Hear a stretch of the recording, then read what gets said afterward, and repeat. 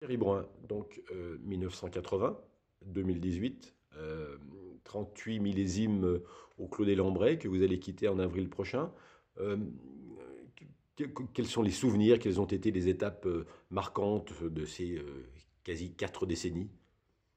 Alors ces 4 décennies, elles ont commencé par la première, où on est arrivé ici. Je suis arrivé ici en 1980 avec un clos complètement délabré, qui était le mot un peu du village. Et c'est vrai que le domaine était en ruine à tout point de vue, au point de vue des vignes, au point de vue des vignobles, au point de vue de la cuverie, de la réputation et de tout ça. Donc, heureusement, j'ai eu la chance, au cours de ces 3 décennies, d'avoir des propriétaires ultra compréhensifs, des amoureux du vin, qui m'ont donné toujours les moyens de faire le meilleur. Pour vous donner un exemple, en 2005, lors de la propriété de la famille Freund, on a été classé 20 pièces de Claude et Lambray en premier cru. C'était absolument exceptionnel, alors que le 2005 aurait pu se vendre sans problème à tout point de vue au niveau prix et tout ça. Et avec le dernier changement, donc avec le groupe LVMH, on a encore une fois de plus évité la dislocation du Clos des Lambrais qui était possible, hein, et on a réussi à maintenir cette entité. Et donc, parce que le Clos des Lambrais est fait de tas de choses différentes. On fait dans les années normales entre 6 et 8 cuvées, elles sont toutes différentes. Et la complexité du clos vient de l'addition de toutes les qualités de toutes ces cuvées. Une de vos craintes, ça aurait été que le clos soit partagé entre Ah, plusieurs complètement, on l'a propriétaires? échappé 2 fois de suite à ça. À la première vente en 1996, après la liquidation judiciaire de la famille Sayer à cause de Félix Potin.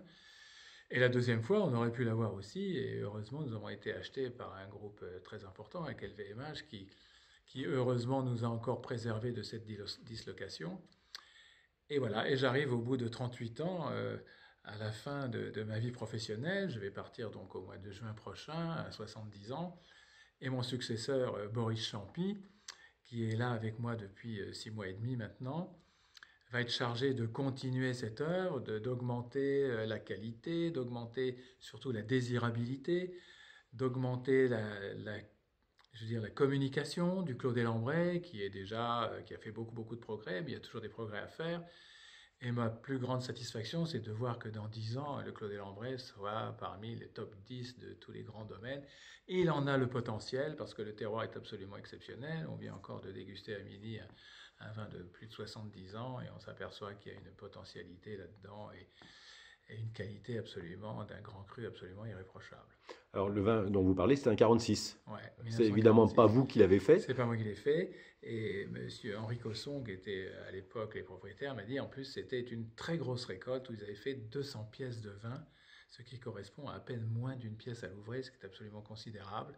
Mais quand il s'y met, quand le climat est absolument favorable, quand tout s'y met, bon, au-delà d'une pièce à l'ouvret, on le sait très bien que le pinot noir ne donne rien de bon, mais on peut aller jusqu'à une pièce certaines années. Et c'est la preuve que nous avons eue à midi d'une jeunesse conservée dans un état absolument extraordinaire.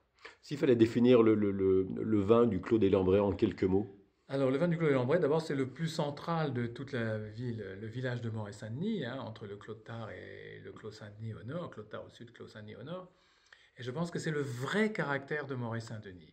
C'est toujours sous le registre végétal, mais sous le registre des épices et des fruits noirs. Très souvent, on ne trouve jamais la fraise ou de la framboise, de choses comme ça dans le Clos Lambrais, de la cerise noire, de la mûre, de la myrtille. Et ce qui est intéressant, c'est que même après 70 ans, il y a une colonne vertébrale qui est toujours là, malgré les différences de vinification, d'élevage, de tout ce qu'on peut imaginer. Donc c'est très réconfortant de dire qu'un vrai terroir va s'exprimer même à travers la vinification de choses différentes.